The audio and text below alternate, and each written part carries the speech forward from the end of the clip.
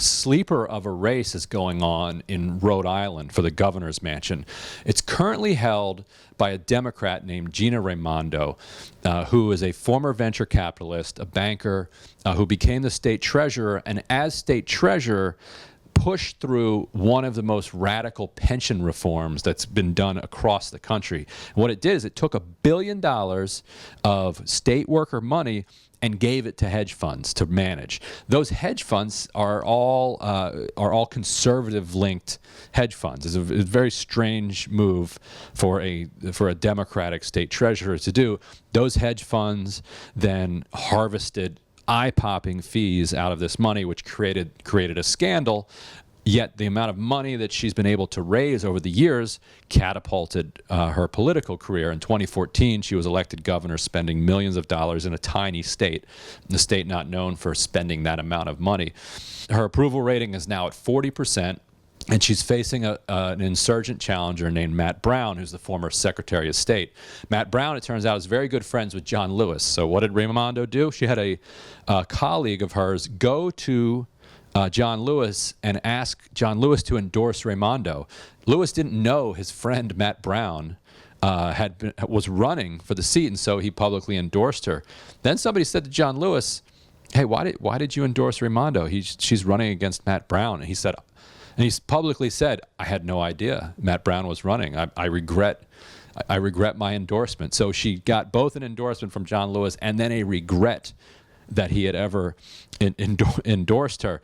Matt Brown has raised and spent about $400,000 in this race. She has spent about $8 million in the race. The Democratic Governors Association has pumped $1 million in. Emily's List has put in about $400,000 behind Raimondo.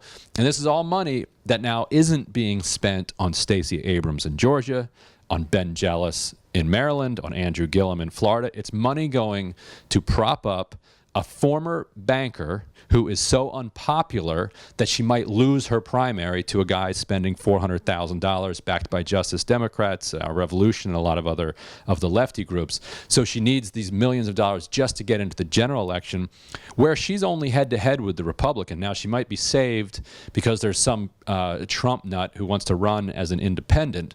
And so if he siphons off enough votes, she can win with 40% of the vote, as she did in 2014. I think she got 41% in a three-way. There aren't a lot of recent public polls on it, unless Eric has dug some up recently. But from what I'm hearing, this is a close race. And we know that based on the amount of spending that she has done down the stretch. And we know it based on the fact that she has gone negative. Aida Chavez wrote about this for The Intercept and highlighted a couple of the attacks that she's unleashed on him. He set up a nonprofit to focus on nuclear disarmament, and she sent out a mailer that had a picture of a mushroom cloud saying that he had nuked his own nonprofit.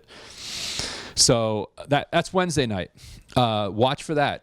This is a fascinating race. If enough Democratic voters know who Matt Brown is and are fed up with the status quo, this could be one of those upsets that nobody saw coming.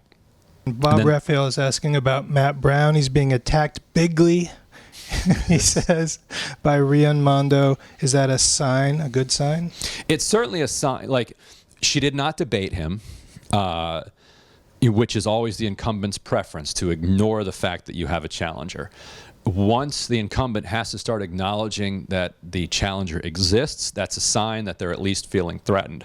Once they start spending a lot of money going negative on you, that is it's a further sign that they're seeing internal indications that it's a close race. The problem for Brown is that a third or so of Democratic voters recently still hadn't necessarily even heard of him. So if the first thing you hear about him is this negative ad, people will say, "I hate negative advertising." On the other hand, boy, I don't like child predators, or whatever the attack ad is. So, it's kind of the reverse of people who say they hate Congress but they like their congressman. They don't trust negative ads, except for the one that they just saw.